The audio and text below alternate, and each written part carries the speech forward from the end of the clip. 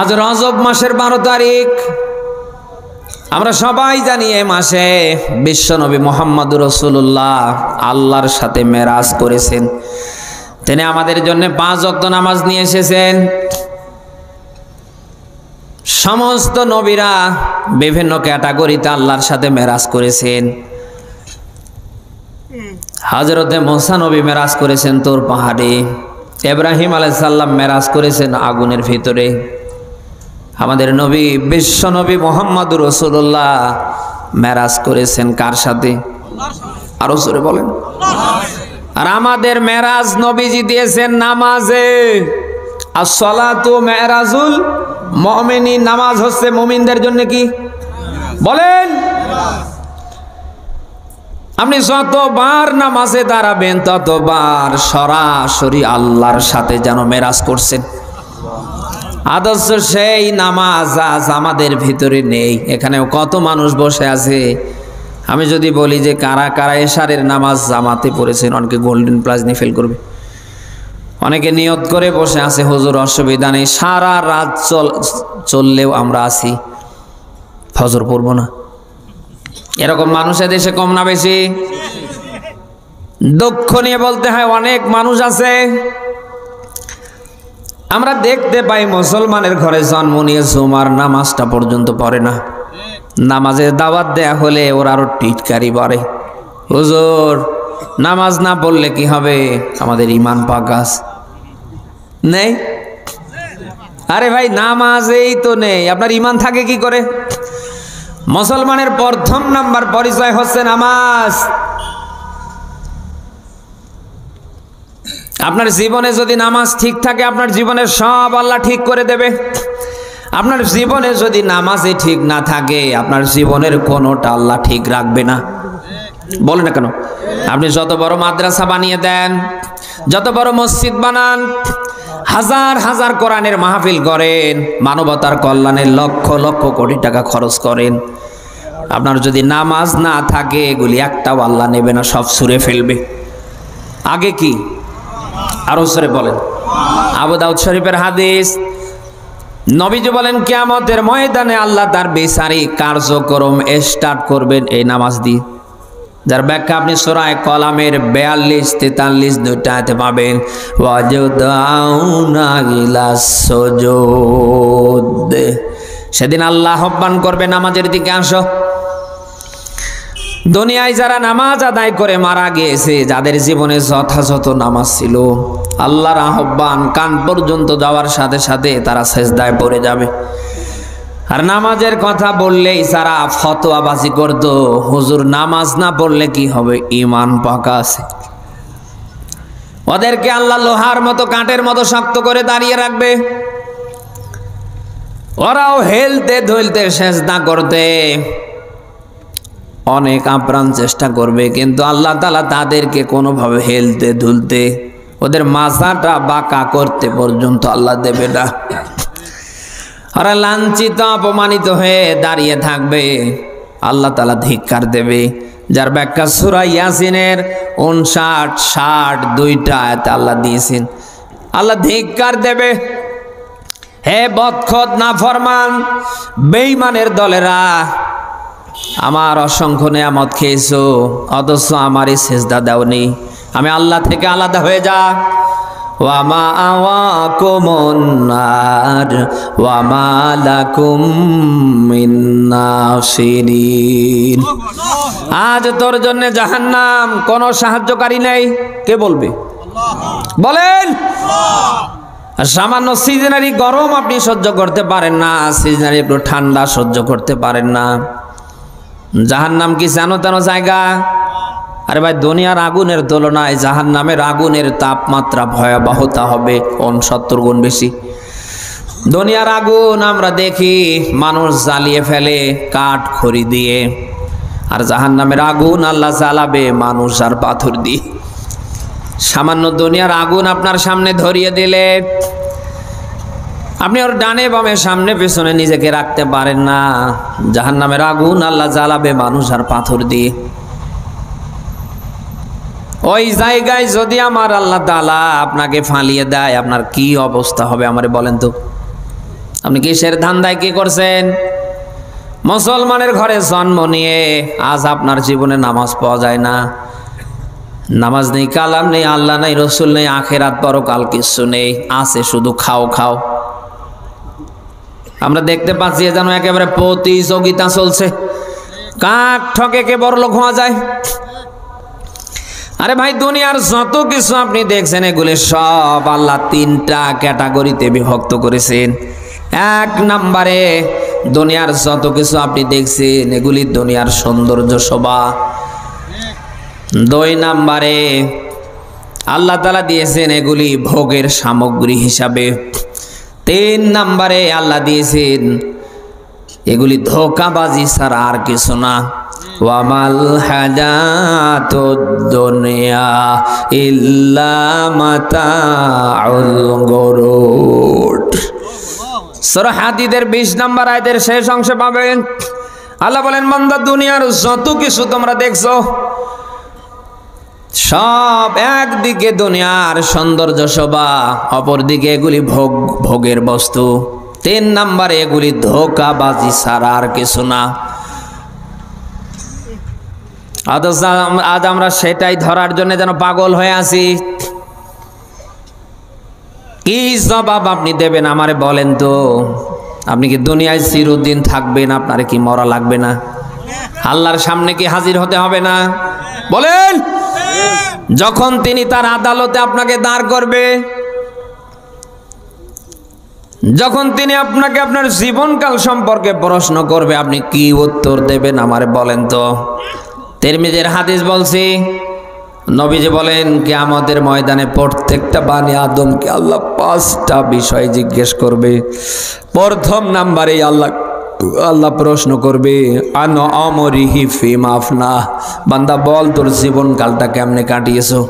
এই যে 90 বছর, 60 বছর, 80 বছর আপনি যে কয়েকদিন এই দুনিয়ায় থাকেন, আল্লাহ যে আপনাকে দুনিয়ায় রাখলেন, তার নেয়ামত যে আপনি খেলেন, আল্লাহ যখন জিজ্ঞেস করবে বান্দা 70 বছর, 60, 90, 100 বছর হায়াত পাবার পরে আজ আমার এই পৃথিবীতে তোমার জীবনকাল কেমনে কাটিয়েছো বল, আপনি কি জবাব দেবেন আমারে বলেন। একটা বার কি বিবেকের চাকা ঘোরে না?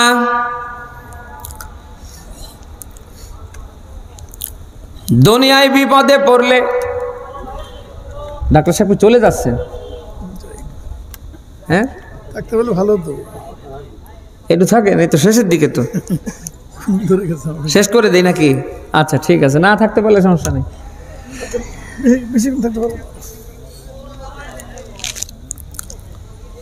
আল্লাহর সামনে কি দাঁড়াতে হবে না? কি জবাব আপনি দেবেন আমারে বলেন। আর যাদের জন্য আপনি এত কিছু করছেন, একটু বিপদে পড়ে দেখেন, আগেই তাদের কাউকে পাবেন না। বলেন না কেন? আপনি বৈধভাবে অবৈধভাবে যেটা করছেন এর হিসাব কি আপনার পরিবারের কেউ নেবে? আপনার হিসাব আপনাকে দিতে হবে না? আপনার হিসাব আপনার স্ত্রী দেবে না, আপনার ছেলে দেবে না, আপনার মেয়ে দেবে না, আপনার শুভাকাঙ্ক্ষী হিতাকাঙ্ক্ষী নেতা খেতা কেউ দেবে না। আপনার হিসাব কিন্তু আপনাকেই দিতে হবে।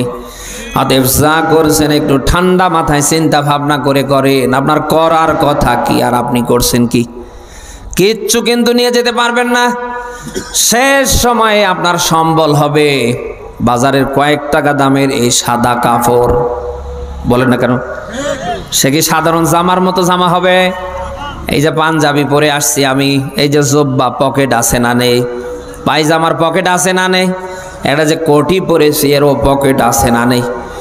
আপনার জীবনের শেষ সম্বল 3 টুকরো সাদা কাপড়, দেখেন তো পকেট আছে নাকি? আরে ভাই নিয়ে যাবেন, তো পকেটে নেই। কিসের ধান্দায় কি করছেন? আপনি এসেছেন একা, যাবেন একা। আসার বেলায় যেমন খালি হাতে, যাবার বেলায় যাবেন খালি হাতে। আসার বেলায় কিছু আনতে পারেননি, যাবার বেলায় যাবেন আপনি কিচ্ছু নিয়ে যেতে পারবেন না। এই কয়েকটা দিনের জন্যে অন্তত একটু চিন্তা ভাবনা করে চলার চেষ্টা করেন। আমার আল্লাহ কেন আমার দুনিয়ায় পাঠালেন, আমার করার কথা কি আর আমি করছি কি? বলে না কেন? এই চিন্তা শক্তি জাগ্রত করার দরকার নেই? আমার মনে হয় প্রত্যেকেই যদি আজ আমরা বিছানায় পিঠ বালিশে মাথা দেবার সময় অন্তত এই চিন্তা ভাবনা করি যে আমাদের করার কথা কি আর আমরা করছি কি, আমার তো দৃঢ় বিশ্বাস আমাদের জীবনের পরিবর্তন মুহূর্তেই আসবে ইনশাআল্লাহ। এই চিন্তা আজ আমাদের নেই। আমরা আজ সবাই যেন এটার ভেতরে কি হয়, হুগ্গা লা ইলাহা, ওরে ভাই কেউ কারোর না। দুনিয়ায় বিপদে পড়লে অনেক মানুষ বিপদ মুক্তির জন্য আসবে, আর আখেরাতে বিপদে পড়লে কেউ আসবে না। কুল্লু নাফসিম বিমা কাসাবাত রহিনা। আল্লাহ বলেন প্রত্যেকটা মানুষ কিয়ামতে ধরা খাবে তার কর্মের কারণে। কিসের কারণে? আরো জোরে বলেন। যার কর্ম যেমন হবে আল্লাহ তাকে তেমন প্রতিফল দেবে। আমরা ইংলিশে একটা প্রবাদ বাক্য পড়েছি, as you sow so you reap. যেমন কর্ম তেমন, যারা যেমন কর্ম করবে তাদেরকে তেমন প্রতিফল দেবে কে? এই যে গোটা কোরআন শরীফ যখন আমরা পড়া শুরু করি, মাঝে মাঝে দেখবেন যে জান্নাত শব্দ আসে না? বলে না কেন? এই জান্নাত শব্দের আগে খুব খেয়াল করে দেখবেন আল্লাহ দুইটা শব্দ দিয়েছেন, একটা ঈমান আর একটা ভালো কাজ। ঈমান নিয়ে দুনিয়ায় যদি ভালো কাজ করতে পারেন, আল্লাহর গ্যারান্টি যুক্ত কথা, তিনি আপনাকে জান্নাত দান করবে। আপনি কথা কি শুনতেছেন? ওমাইয়া আমাল মিনাস সলিহাতি মিন যাকারিন আও উনসা ওয়া হুয়া মুমিনুন ফাউলাইকা ইয়াদখুলুনাল জান্নাহ। সূরা নিসার 124 নম্বর আয়াতে আপনি ব্যাখ্যা পাবেন। আল্লাহ বলেন পুরুষ হোক আর নারী হোক, যারাই দুনিয়ায় ঈমান নিয়ে ভালো কাজ করবে অতঃপর তাদেরকেই জান্নাতে প্রবেশ করা হবে। আপনি দুনিয়ায় কে ছিলেন মিয়া? কতদিন ক্ষমতার চেয়ারে ছিলেন? কয় বিঘা জমি করেছিলেন? আল্লাহ এগুলি জিজ্ঞেস করবে না। এগুলি দেখে আপনাকে কিন্তু আল্লাহ সেদিন জান্নাত দেবে না। আপনাকে আল্লাহ জান্নাত দেবে আপনার ভালো আমল দেখে। সে ভালো কাজের দরকার আছে না নেই বলেন? কখন করবেন? মরে গেলে নাকি? হ্যাঁ, খুব খেয়াল করে শুনবেন। সব কিছুর ওয়ারেন্টি গ্যারান্টি থাকলে মরণের কিন্তু ওয়ারেন্টি গ্যারান্টি নেই। এই আসি এই কত মানুষ রাতের বেলা ভালো মানুষ খেয়ে দিয়ে ঘুমিয়ে যায়, সকালবেলা মাইকিন হচ্ছে অমুক আর নেই, ইন্না লিল্লাহ। এরকম মাইকিন হয় না? আপনিও তো এইরকম আজ থাকলে কাল থাকলে 10 দিন পরে ওই রকম আপনিও মরবেন না। কে কে বলেছে আপনারে? সব কিছুর ওয়ারেন্টি গ্যারান্টি থাকলেও আমাদের ওয়ারেন্টি গ্যারান্টি আছে। সেই মরণ আসার আগেই ফিরে আসেন আল্লাহর দিকে, অন্তত ব্যাক করেন, ফিরে আসেন, যা করেছেন এর জন্য স্যারেন্ডার করেন।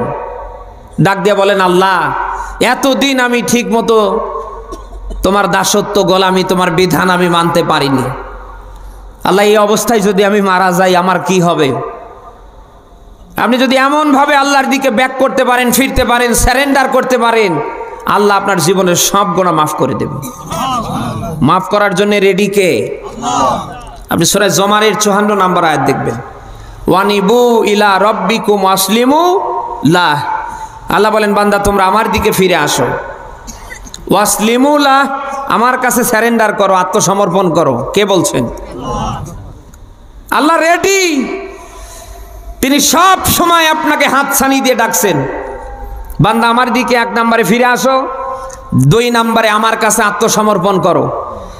আপনি যদি আল্লাহর দিকে ফিরতে পারেন, তার কাছে যদি আপনি ভুল স্বীকার করতে পারেন, আত্মসমর্পণ করতে পারেন, আপনার অপরাধ পাহাড় পর্বতের সমান হতে পারে। আল্লাহর ক্ষমা কিন্তু তার নিচে না, তার আরো জোরে বলেন। আপনি আমি অপরাধ করতে ভালোবাসি, আর তিনি অপরাধ ক্ষমা করতে ভালোবাসেন। অপরাধ করা আপনার আমার কাজ, ক্ষমা করা কার কাজ? সবাই বলেন 99 ভাগ মহব্বত আল্লাহর হাতে, আর 1 ভাগ মহব্বত আল্লাহ তামাম সৃষ্টিগুলির উপরে দিস। তার ছিটাপোটা আমরা মানুষ আমরা পেয়েছি। এই মুহূর্তে আমার কিছু হলে আপনারা যদিও ভিনদেশী, আপনারা আমারে রেখে যাবেন, অন্তত হাসপাতাল পর্যন্ত নেবেন, বলেন না কেন?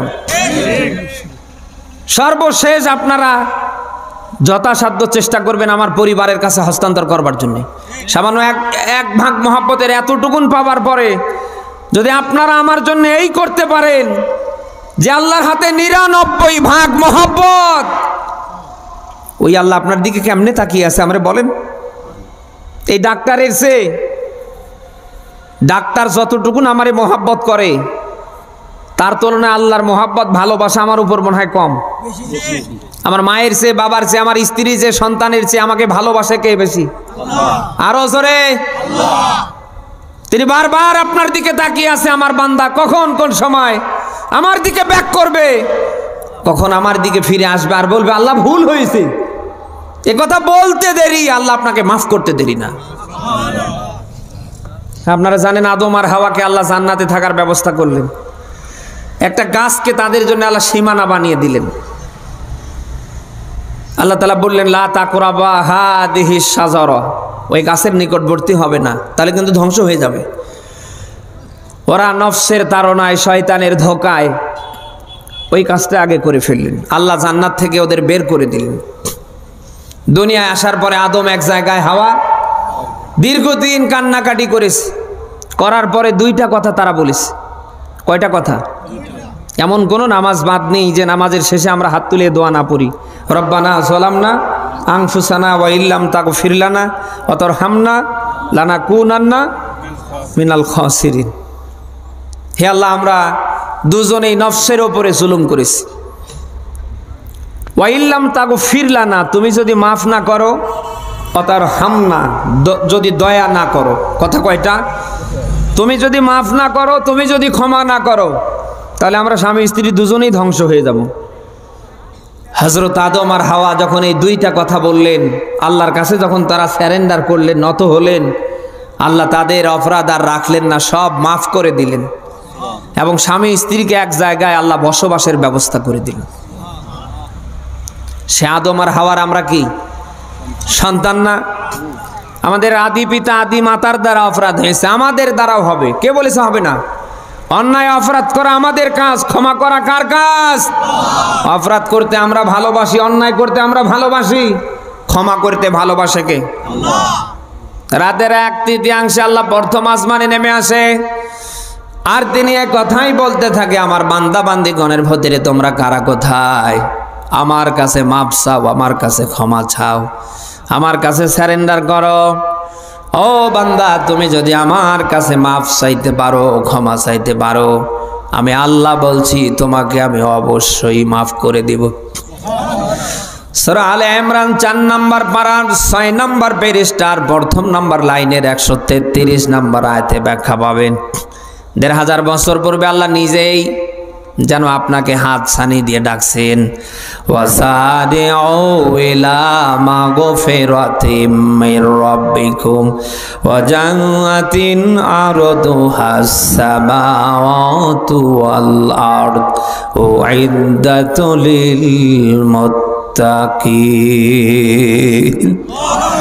আয়াতটার দিকে খেয়াল করেন। আল্লাহ বলেন, বান্দা আমার ক্ষমার দিকে দৌড়াও। কে বলছেন? আল্লাহ বলছেন, বান্দা দৌড়াও, দৌড়াও আমার ক্ষমার দিকে। তুমি যদি আমার ক্ষমা নিয়ে মরতে পারো, ও বান্দা, আমি চিরন্তন জান্নাতের মালিক, আমি আল্লাহ তোমাকে বানিয়ে দেব। যে জান্নাতের বিশালতা, আরদুহাস সামাওয়াতু ওয়াল আরদ, জমিন আর আসমান। ডাকছে কে জানো? আপনি সূরা মাইদা 5 নম্বর সূরা 6 নম্বর পারার 19 নম্বর পৃষ্ঠার 74 নম্বর আয়াতে আপনি দেখবেন আল্লাহ নিজেই হাত ছানি দিয়ে ডাকছেন, আফালা ইয়াতুবুনা ইলাল্লাহ ওয়া ইস্তাগফিরুনাহু ওয়াল্লাহু গফুরুর রহিম। আল্লাহ বলেন, বান্দা তোমরা কি আমার দিকে ফিরে আসবা না? তোমরা কি আমার কাছে ক্ষমা চাইবা না? কে বলছেন? এই আয়াত থেকে কি বোঝা যায় ঠেকা আমাদের চেয়ে আল্লাহর বেশি? কেন আল্লাহ তাআলা ইন্টারগেটিভ সেন্টেন্স আল্লাহ এখানে জড়িয়ে দিলেন? আল্লাহ কেন প্রশ্নবোধক চিহ্ন দিয়ে বলছেন, বান্দা তোমরা কি আমার দিকে ফিরে আসবা না? তোমরা কি আমার কাছে ক্ষমা চাইবা না? কেন বললেন? এই কেন জবাব দিচ্ছি। সব আলেমরা সূরা মাইদার এই ৭৪ নম্বর আয়াত নিয়ে ব্যাখ্যা দিয়েছেন। আল্লাহ এই জন্যই তার বান্দা বান্দিরে ডাকছেন, তোমরা কি আমার দিকে ফিরে আসবা না? তোমরা কি আমার কাছে ক্ষমা চাইবা না? এজন্যই আল্লাহ তাআলা হাত ছানি দিয়ে দিয়ে বারবার যেন ডাকছেন। আপনি কিয়ামতে জাহান্নামে যাবেন, এটা আল্লাহ মোটেও চায় না। কারণ কোন সৃষ্টিকে আল্লাহ নিজ হাতে বানায়নি। একটা মাত্র সৃষ্টির সূচনা আল্লাহ নিজ হাতে করেছেন, তার নাম মানুষ। নাম কি? আরো জোরে বলেন। ফেরেশতাদের কাছে আল্লাহ পরামর্শ চাইলেন, ফেরেশতারা ডিনাই করে বসলেন। ডাক দেয়া বললেন, আল্লাহ এদেরকে বানানোর দরকার নেই। এরা দুনিয়ায় যাবার পরে এরা হবে ঘাটটেরা, এরা হবে জম্মের বাঁকা, এরা তোমার বিধান মানবে না, তোমার হুকুম মানবে না, ওরা রক্তপাত ঘটাবে, ওরা ওর বেঁচে লাগবে। ওরা কোন রকম যদি ক্ষমতার চেয়ারে বসতে পারে ৭১ পর্যন্ত টার্গেট নিয়ে কাটিয়ে দেবে। অতএব এদের বানানোর দরকার নেই। আমরাই তো আপনার গুণ কীর্তন তাসবিহ তাহলিল জিকির আজগার করছি। আল্লাহ তাআলা নিজের একক সিদ্ধান্তে মানুষ বানালেন। মানুষকে এত সুন্দর করে আল্লাহ বানালেন, তামাম সৃষ্টির ভেতরে আল্লাহ মানুষকে সুন্দরতায় ভরপুর করে দিলেন। লাকাদ খালাকনাল ইনসানা ফি আহসানি তাকওয়িম। আল্লাহু আকবার।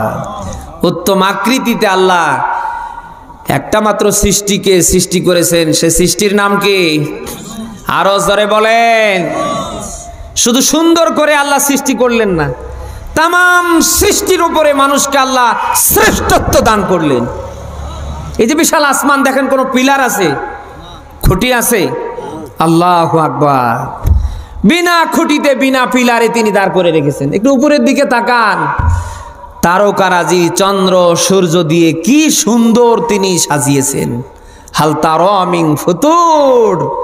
যতবার দৃষ্টি দেবেন বারংবার দৃষ্টি ফিরে আসবে, অন্তত আল্লাহর সৃষ্টির কোনো খুঁত আপনি দেখতে পাবেন না। আল্লাহু আকবার। আরে ভাই, আমি আপনি তো একটা মাথার চুলও শূন্যের উপরে রাখতে পারি না, ওর দিতে দেরি পড়ে যেতে দেরি না। অথচ বিশাল আসমান শূন্যের উপরে ঝুলিয়ে রেখেছে কে? চাঁদ সূর্য নক্ষত্র দিয়ে তিনি সাজিয়েই শেষ করেননি। ওয়াসামা আবিনা, তিনি আসমানটাকে আপনার আমার জন্যে কি করেছেন? আল্লাহু আকবার। তিনি নিয়মিত সেখান থেকে কি করেন? বৃষ্টি পাঠান না? বৃষ্টি নাজিল করেন। আর এই বৃষ্টি জমিনে পড়তে দেরি, মরা জমিন জিন্দা হতে দেরি না। এই জমিনের উপরে আপনি যাই লাগান, লাগাতে দেরি, আপনার খাবার উপযোগী হতে দেরি না। আল্লাহু আকবার। এই যে বিশাল জমিন আল্লাহ বিছানা বানানোর মতো বানিয়েছে। এই আসমান আর জমিন যেন তার ভারসাম্য হারাতে না পারে, বড় বড় পাহাড় জমিনের উপরে আল্লাহ দাঁড় করে রেখেছে। আল্লাহু আকবার। পাহাড়গুলি নিজের চোখে যারা দেখেছেন, কি সুন্দর করে আল্লাহ সাজিয়েছে। যত উপরে উঠবেন তত ভালো লাগে, যত উপরে উঠবেন তত ভালো লাগে। এত বড় বড় বিশাল পাহাড় কে বসিয়েছে? আল্লাহু আকবার। শুধু আল্লাহ নিজ হাতে এ জাতির সৃষ্টির সূচনা করেননি, তিনি সকল সৃষ্টির উপরে শ্রেষ্ঠত্ব দেয়নি, সুন্দর করে সৃষ্টি করেননি, বরং পৃথিবীতে যত কিছু আছে সবগুলি আল্লাহ তাআলা মানুষের অধীনস্থ করে দিয়েছেন। হুয়াল্লাযী খালাকা লাকুম মা ফিল আরদি জামিআ। আল্লাহ বলেন, আমি এমন সত্তা, এমন আল্লাহ, পৃথিবীতে যত কিছু দেখছো সব তোমাদের কল্যাণের জন্য আমি আল্লাহ বানিয়েছি। আরে ভাই, এগুলি আমরাই খাবো দাবো ফুর্তি করব, এই জন্য দিয়েছে কে? আমাদেরকে আল্লাহ বানিয়েছে এই কারণে। আর বদ বাকি যত কিছু আমরা দেখছি সব আমরা খাবো দাবো ফুর্তি করব, বিনিময়ে আল্লাহ চায় আমার বান্দা যেন আমার বিধান মানে, আমার দাসত্ব করে, আমার গোলামি করে। আর বান্দা আরো অপরাধ হয়ে গেলে যেন বান্দা আমার দিকে ব্যাক করে। এটা চায় কে? সে আল্লাহর দিকে ফিরে আসতে মন চায় না? বলেন না কেন? মরার আগে যদি ফিরতে না পারেন, বিশ্বাস করুন মরে যাবার পরে কেউ দৌড়াবে ঠান্ডা পানি গরম করতে, কেউ দৌড়াবে মসজিদ থেকে খাটলি আনতে, কেউ দৌড়াবে বাজার থেকে কাপড় আনতে, বলেন না কেন? কেউ দৌড়াবে কবর খনন করতে, কেউ দৌড়াবে মাইকে এলান করতে, বলেন না কেন? এই যে আঁকা বাঁকা থেকে মারা গেলেন, এত কথা এতভাবে বলার পরেও আপনি সোজা হলেন না। ওই ঠান্ডা পানি গরম করে যখন আপনারে গোসল দেয়া হবে, যতই আঁকা বাঁকা থাকেন, এ পাশে এক হুজুর ধরবে, ও পাশে আর এক হুজুর ধরবে, এই কাফনের কাপড় ততক্ষণ পর্যন্ত ছাড়বে না যতক্ষণ আপনারে সোজা করতে না পারে। কত মানুষকে নিজের চোখে সোজা করলাম, নিজের চোখে দেখলাম। অতএব মরার আগে আঁকা বাঁকা থাকিয়েন না, একটু সোজা হন। যেন মরার পরে কিন্তু ঠিকই সোজা করবে, আর সেদিন সোজা হয়ে লাভ নেই। কথা কি আপনি শুনতেছেন? মসজিদে ইমাম সাহেব নামাজের কথা বলে আর আপনি দাঁত বের করে হাসেন। ভালো কথা বলে আপনার যেন এ কান দিয়ে ঢোকে ও কান দিয়ে বের হয়ে যায়। বিবেকের তালা খুলবে কখন মিয়া সাহেব? আফসোস করবেন। মসজিদে ইমাম সাহেব খতিব সাহেব যা বলে, আলেমরা যা বলে, আজ যদিও ভালো না লাগে, সেদিন ভালো লাগবে। আফসোস করবেন, আল্লাহ আর একটা বার পাঠাও, যে কোরআনের মাহফিলে বসবো জীবন চলে যাবে, উঠবো না। পাঠাবে আল্লাহ নাকি? ফেরত দেবে, যা আরো 10 বছর থেকে আয়, এবার আল্লাহর ওলি হয়ে আয়, দেবে নাকি? এই জন্য আমি প্রায় বলি সাপ আর ব্যাংকের একটা ঘটনা আমি কি বলবো? সাপ আর ব্যাংক দুজনের ভেতরে খুব একটা বন্ধু সুলভ আচরণ। ব্যাংক ডাক দিয়ে বলছেন, সাপ ভাই পাকাপাকি কি দোস্তালি করা যায় না? সাপ বলছে অসুবিধা নেই, হ্যাঁ করা যায়। ব্যাংক শর্ত দাঁড় করে ফেলছে। শর্ত একটা কি? এই যে আঁকা বাঁকা, যে আপনার এই যে আঁকা বাঁকা, সাপ কি এভাবে চলে না এইভাবে? সাপের 180 মাইল বেগে মেজাজ গিয়েছে গরম হয়ে। কি ব্যাঙের অভ্যাস আছে কি দেয়া? লাভ দেয়া। সাপ যখন রেগে গিয়েছে, ব্যাঙ তখন কি হয়েছে? লাভ দিয়েছে। সাপ যতই ব্যাঙরে ধরতে যায়, ব্যাঙ ততই কি লাভ দিয়ে দিয়ে সামনে যায়। তো মাঝখানে একটা রাস্তা, মুহূর্তের ভেতরে ব্যাঙ লাফতে লাফতে রাস্তায় উঠেছে। আর সাপ তো আর অত সহজে উঠতে পারে না, ও এরকম করতে উঠে গেছে। ব্যাঙ রাস্তায় ওঠার পরে এক লাফে, পাশে ছিল পুকুর, ওখানে লাফ দিয়ে নিজের জীবন বাঁচাচ্ছে। কথা কি শুনতেছেন? সাপ এবার রাস্তায় উঠে পড়েছে। কিছুক্ষণের ভেতরে এক রাখাল লাঠি নিয়ে আসছে। আমাদের এলাকার যুবকরা কি সাপ দেখলে ছেড়ে দেয়? মরে যাবে তাও ওরে ছাড়বে না, বলে না কেন? আমার লাইফেও আমি যে কত সাপ মারিছি। তো মুহূর্তের ভেতরে ওই রাখাল সাপটারে দেখার পরে দূর থেকে যেভাবেই হোক মেরে একেবারে আলিফের মতো সোজা করে রাস্তার মাঝখানে এভাবে রেখে চলে গেছে। অনেকক্ষণ পর্যন্ত ব্যাঙ পানিতে ডুব দিয়ে থাকলেন। মাথা উঁচু করে দেখে যে না, সাপরে কোথাও খুঁজে পাওয়া যাচ্ছে। তখন আস্তে আস্তে আস্তে আস্তে রাস্তায় আসা শুরু করলেন। এক পর্যায়ে তিনি রাস্তায় আসলেন। আসার পরে তাকিয়ে দেখে, হ্যাঁ কাজ হয়েছে। সাপ ভাই আমার সাথে বন্ধুত্বের হাত বাড়াবে, আজকে বন্ধুস্তালি হবে। মনে বড় আশা নিয়ে এবার ব্যাঙ সাপের কাছে আসছে। সাপ কি আছে? কাছে এসে দেখে কোথাও চিকন, কোথাও গোটা শরীর যেন রক্তাক্ত। দুঃখ করে ব্যাঙ ডাক দিয়ে বলছে, সাপ ভাই একটু আগেই বললাম সোজা হ। আমারে না ধরতে গিয়ে, আমার উপর না খেপে যদি তুই সোজা হতি, অন্তত আজ মানুষের ডাং মার খেয়ে তোমার সোজা হয়ে অন্তত এই জায়গায় জীবন দেওয়া লাগতো না। ঘটনা বলার উদ্দেশ্য আমার না, এখান থেকে শিক্ষা আছে। সোজা হবে নেই, মরার পরে হয়ে লাভ নেই, এখনই হবার চেষ্টা করে। হওয়ার দরকার আছে না নেই? আর আল্লাহ তাআলা যেন এই কথাই বলছেন, ওয়ালা তামুতুন্না, বান্দা তোমরা মরবে না, মরিও না, ইল্লা ওয়া আনতুম মুসলিমুন, প্রকৃত মুসলিম না হয়ে আপনি যার ব্যাখ্যা সূরা আলে ইমরানের 3 নম্বর সূরার 4 নম্বর পারার 2 নম্বর পৃষ্ঠার 102 নম্বর আয়াতের শেষ অংশে পাবেন। আপনি মরবেন আল্লাহ জানে না জানে না? আপনি মুসলিম ঘরে জন্ম নিয়েছেন আল্লাহ কি জানে না? আপনার আমার আগা কাটা আছে, আপনি গরুর গোশত খেতে পারি, এটা আল্লাহ জানে কি জানে না? এরপরেও আল্লাহ নিষেধাজ্ঞা দিলেন বান্দা মরবে না মুসলিম না হয়ে। মুসলিম শব্দের বাংলা অর্থ দ্বারায় আত্মসমর্পণকারী। আপনি যতক্ষণ পর্যন্ত আল্লাহর কাছে সারেন্ডার করতে না পারবেন, যা করেছেন এর জন্য অনুতপ্ত হতে না পারবেন, ততক্ষণ পর্যন্ত আল্লাহ আপনাকে মরতে নিষেধ করেছেন।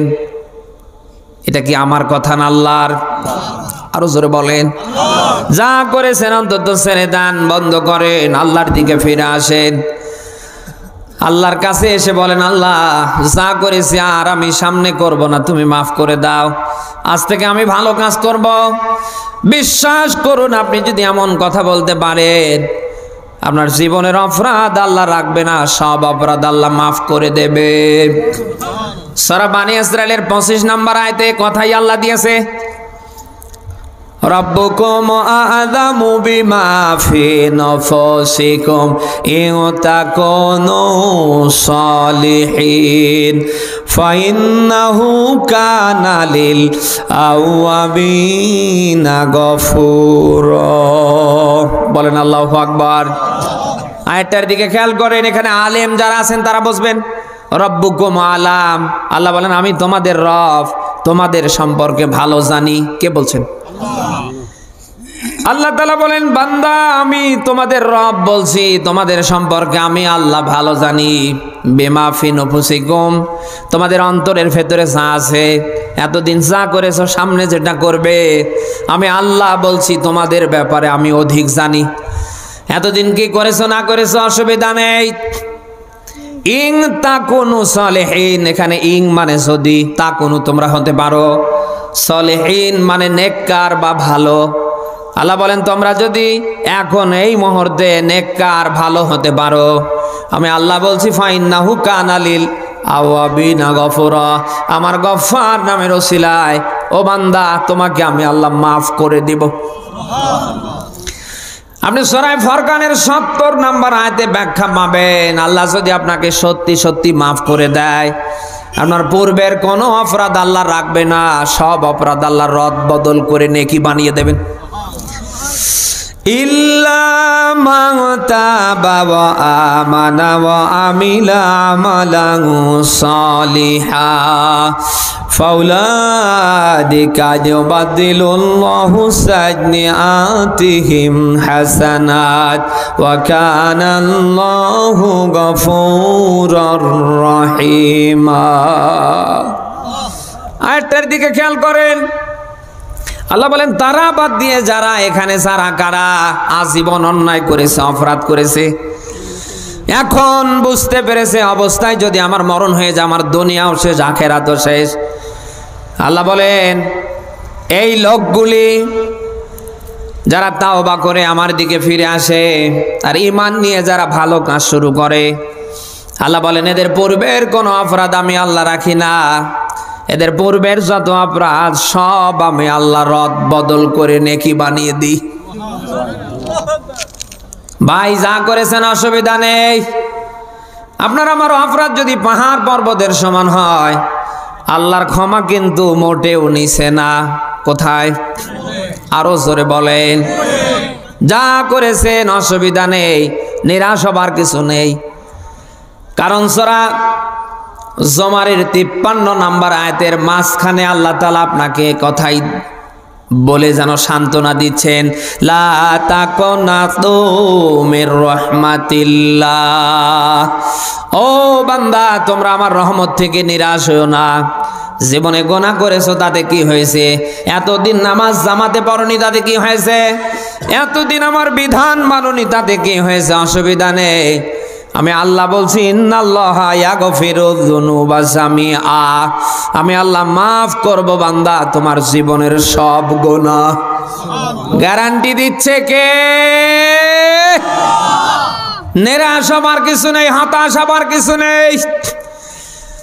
আল্লাহ তাআলা যেহেতু মাফ করবার, অপরাধ ক্ষমা করবার গ্যারান্টি দিচ্ছে, অতএব তার দিকে ফিরে আসার মতো আসেন। আপনি যদি আসতে পারেন আপনাকে অবশ্যই আল্লাহ মাফ করে দেবে। আমি বলছিলাম এটা পবিত্র রজব মাস। এই মাসে রাসূল আল্লাহর কাছে দোয়া করতেন, আল্লাহুম্মা বারিক লানা ফি রজাবা ওয়া শাবান ওয়া বাল্লিগনা ইলা শাহরি রমাদান। আল্লাহ রজবকে, শাবানকে আমার জন্য বরকতময় করো এবং আমাকে মাহে রমাদানে পৌঁছে দাও। সুবহানাল্লাহ বলতে পারেন না? বিশ্বনবী সাল্লাল্লাহু আলাইহি সাল্লাম রজব মাস আসলে ইবাদতের পরিমাণ বাড়িয়ে দিতেন, বেশি বেশি করে নফল নামাজ পড়তেন, কোরআন তেলাওয়াত করতেন, জিকির আজকার করতেন, বেশি বেশি করে তিনি নফল রোজা রাখতেন।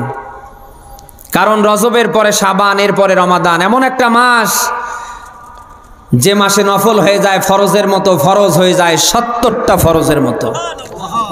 সেই মাস একেবারে আমাদের সামনে আসিতেছে। সেই মাসকে সামনে রেখে আমাদের আগাম প্রস্তুতি নেবার দরকার আছে না? আমরা পারবো কি সবাই? আল্লাহ তাআলা যেন তৌফিক দান করে।